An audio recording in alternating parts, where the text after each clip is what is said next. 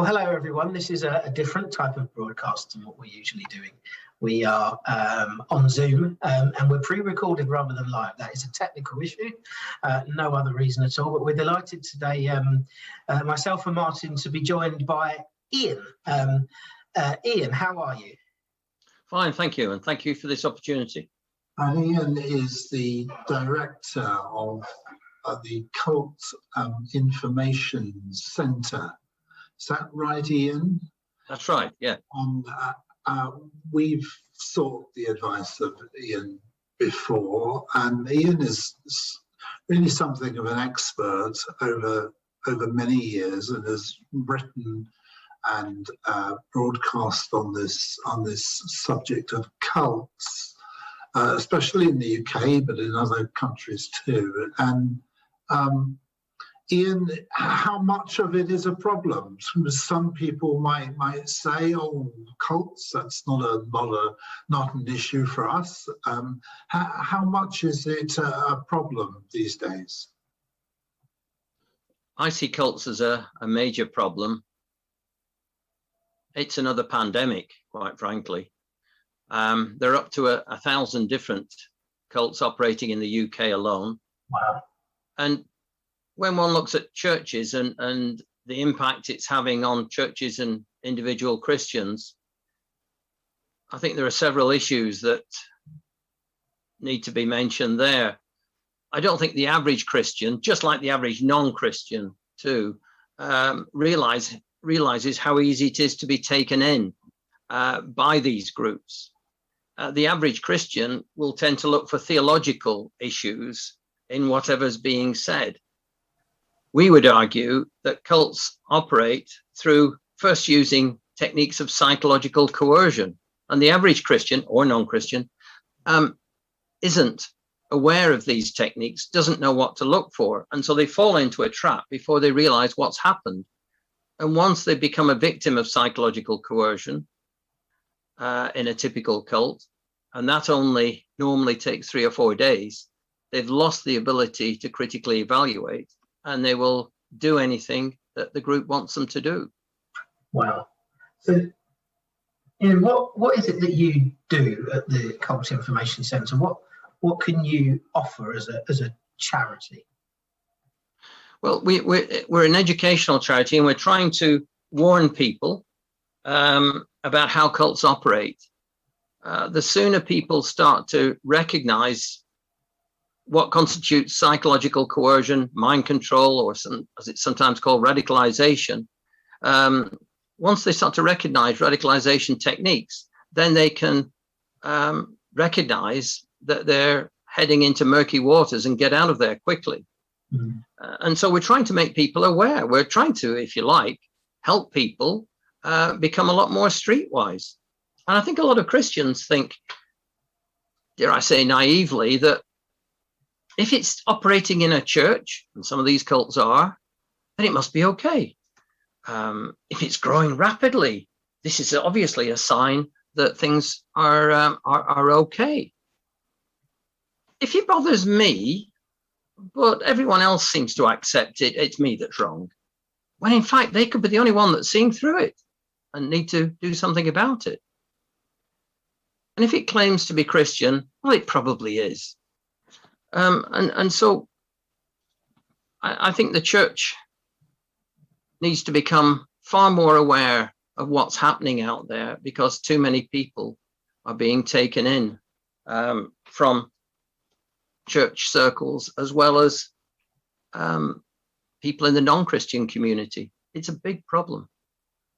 And Ian, you have people and parents, or as well as the individuals themselves, phoning you up or contacting you and asking you about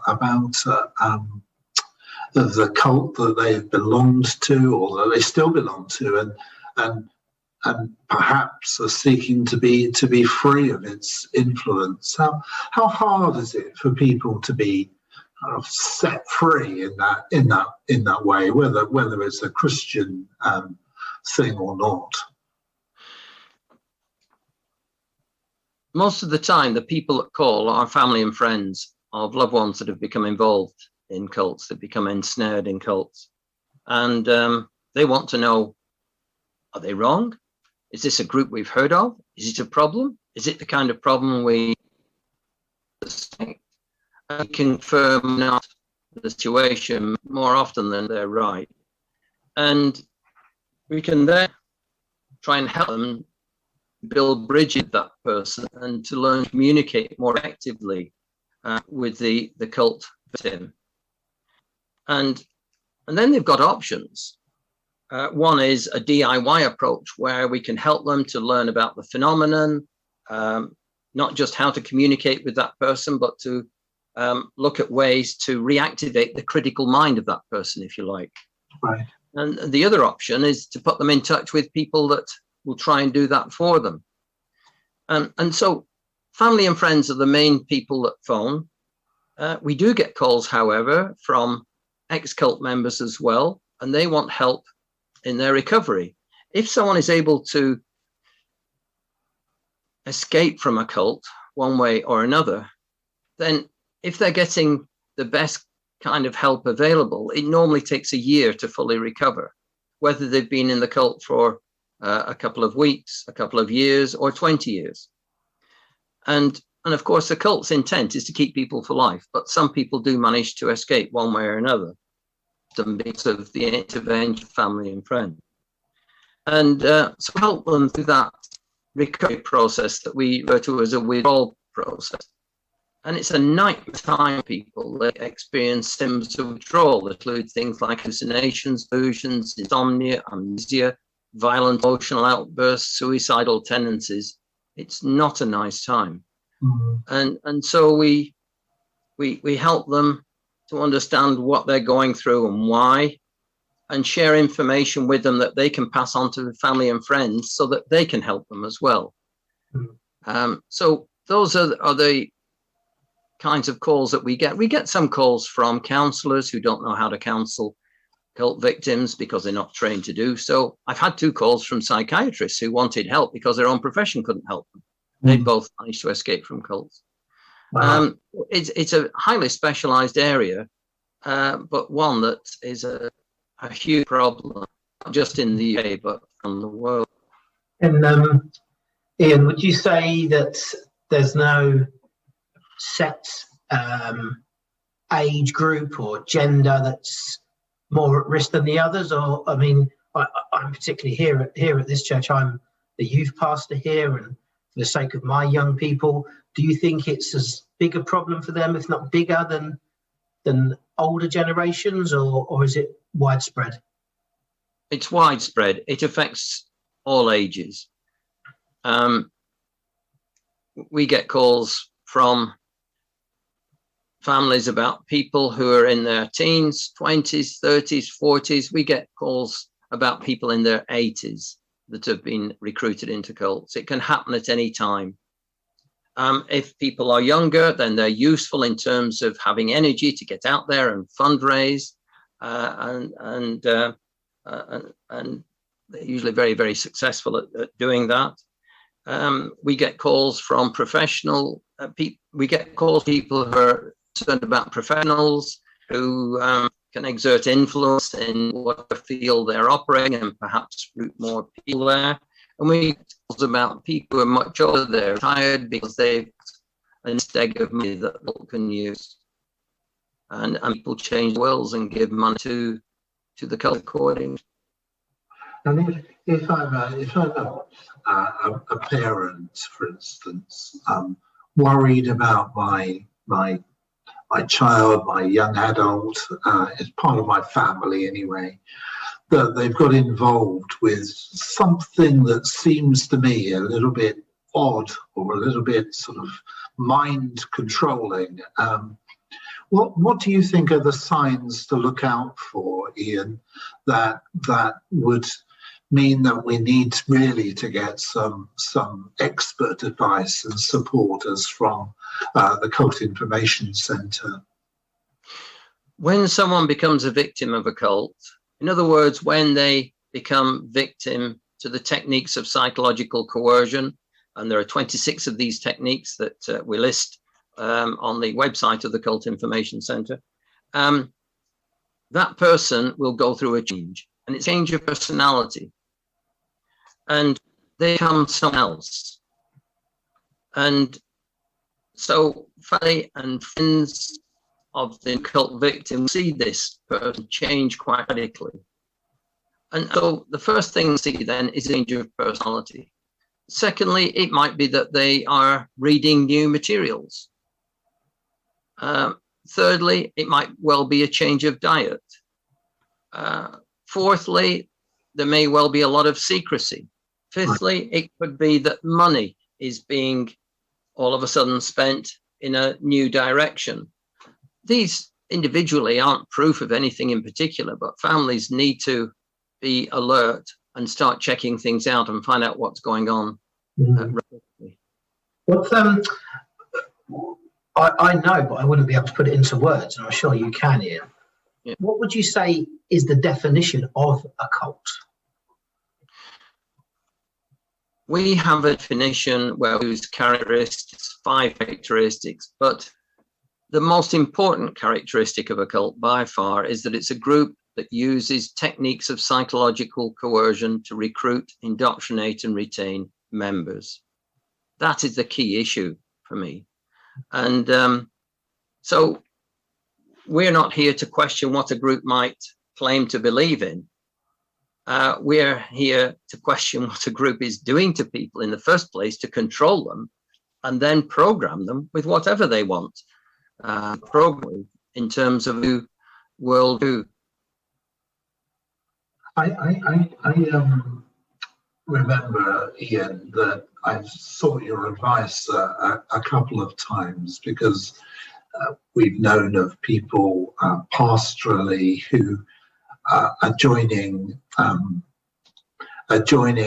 some sort of Christian group that they set themselves up, calling themselves a church, but may have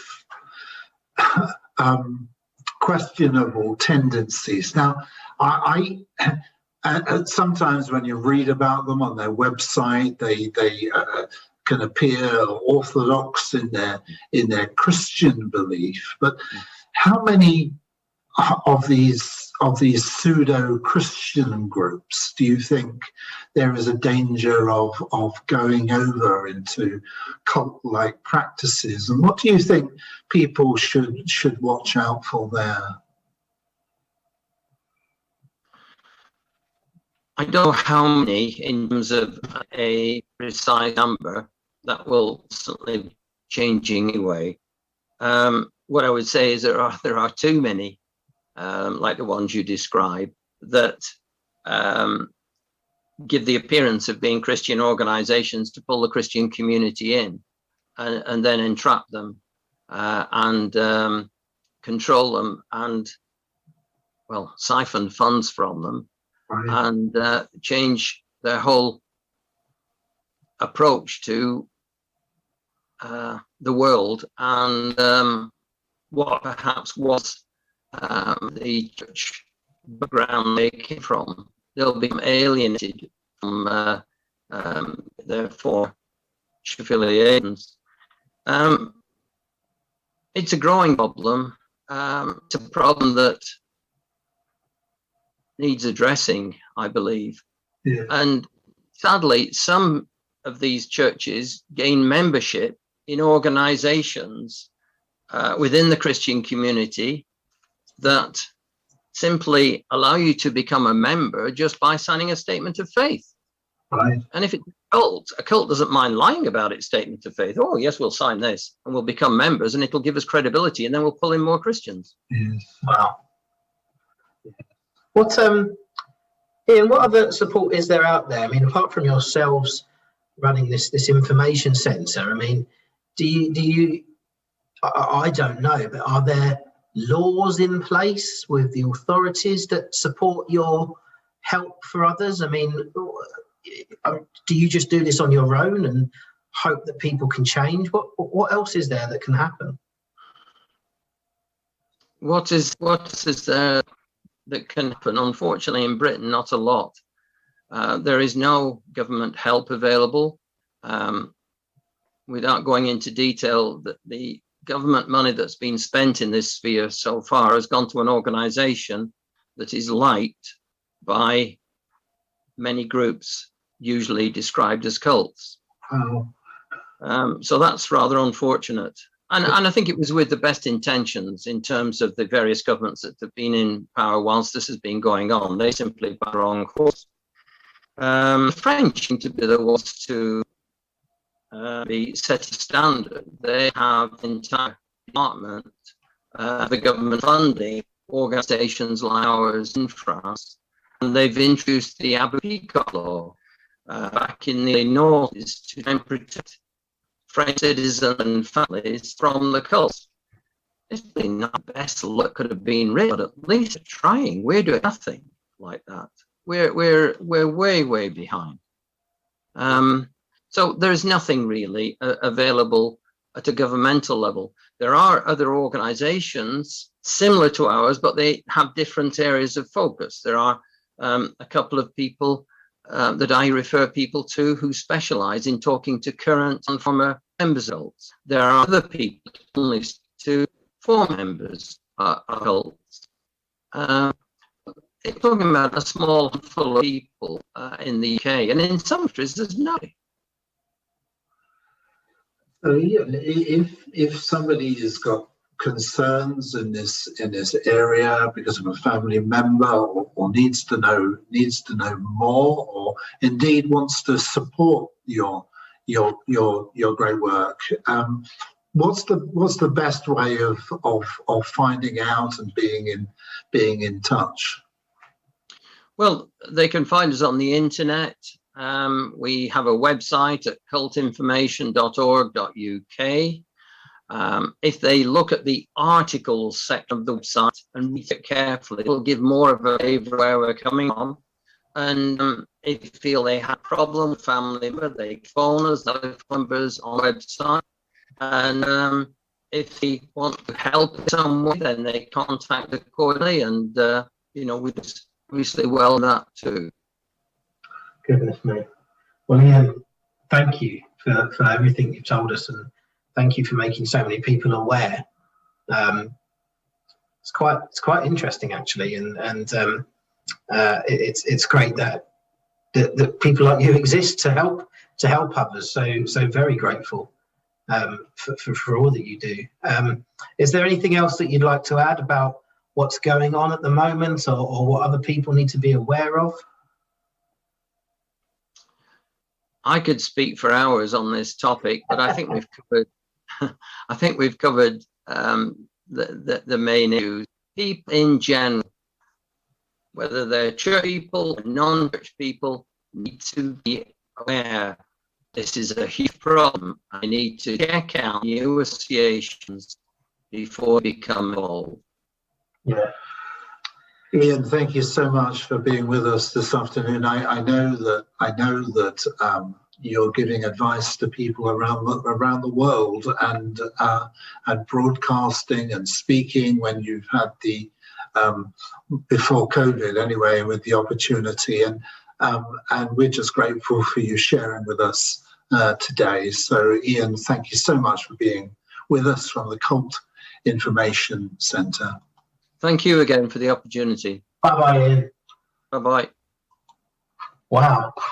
Interesting, right? Yeah, really interesting. Goodness me. And just a few things that you said. Yeah, good to take that seriously, and for us as a church to take that seriously and to be aware of the issues. So grateful for Ian. Yeah. Yeah, absolutely. In other things going on, Martin, 2 weeks back in the church, it's felt great, hasn't it? Having people back. It's been great to have people back, about 100 each Sunday for 2 Sundays now, and getting up there. This week, if you want to come to church on Sunday, please book soon, so that you won't be disappointed. Yeah, absolutely. But also to continue the broadcasting every week, which is terrific. And it's a blessing. A big shout out to Sanjay Salins and the team that help us broadcast live each week, because they do a lot of work, don't they, Phil? They do, yeah. I'm semi-involved with it with my other roles, and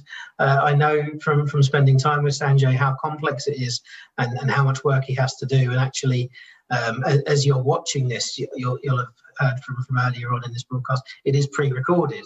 Very few times have we ever done pre-recorded. It's usually live, but we've got technical problems at the moment which are being worked on, and we'll get them fixed by the time Sunday arrives for our live worship. But this week there seems to be a few technical problems, and again Sanjay's working tirelessly. Sanjay has a family, he has a full-time job, but he's still working around the clock to help us. It's been a real blessing that he can be here, and the rest of his team as well that are here on Sundays to broadcast for you and do such an amazing job. Actually, we heard from someone this morning that Sunday service was arguably one of the best, and that person was singing and dancing around their living room whilst watching it. Now that could have been the quality of the worship, or it could have been the fact that the technical team were doing such a good job, but God is working in all of these ways, and it's been brilliant. I did a baptism seminar for my young people actually on Saturday via Zoom, and that's been a real honour to do for the young people, teaching them more about baptism and what it means, what the Bible says about it, and when you can do it, and why we do baptisms and stuff. And we've decided off the bat, haven't we, to do a baptism and a membership seminar. We didn't want to leave the grown-ups out, and so on Tuesday the 1st of June, I think. Second. Tuesday, 2nd of June. Yeah. We're going to do a baptism and church membership seminar on Zoom, and a number of people have signed up for that already. And if you'd like to know more, it's not a heavy sell or anything. There's no commitment. No commitment. It's not if you're in the door, you don't get out. Just to explore it a little bit. Awareness, isn't it? And to think about it. Yeah, we'd love you to be part of that. I think the last year, Martin, has shown us that the church doesn't have any boundaries, and we're reaching people whom we don't yet know about, many far away, but some local who are starting to come to the church. And for them, they may never have been to a Baptist church before, so they don't know what it means to be a member, or what an actual believer's baptism is, completely different from christenings and infant baptism. So it's going to be really nice to share those things with you and hear from others as well as to how it works. So that's something we really like. And alongside of that, the Alpha course that we're going to start on Thursday the 13th of May, again online, and you can be anywhere in the world and join us for the Alpha course. One of the benefits of being online, and we've got a growing number coming to the Alpha course, which is a great series. If you want to explore faith a bit more, if you want to ask the big questions of life that the pandemic has thrown up, come to the Alpha course. Just let us know that you want to be part of that. Have a think about it. Think about who in your life you'd really like to know.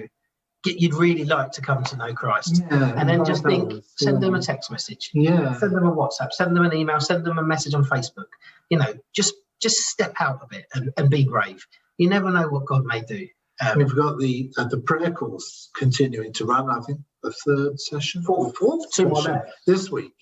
Has been really good. It's been heavy but good. I mean, there's some really emotional tributes and testimonies being given, but it's a fantastic course to do. I'm glad they've done it this way round, because the prayer course one was, I wouldn't say it was light, but very good input, very necessary and relevant, and this one's maybe going a bit deeper into unanswered prayer and based on this book, God on You. And I think it's something we all struggle with. So to hear other people, 40 people coming to this. 30 to 40 screens, and then that's really brilliant.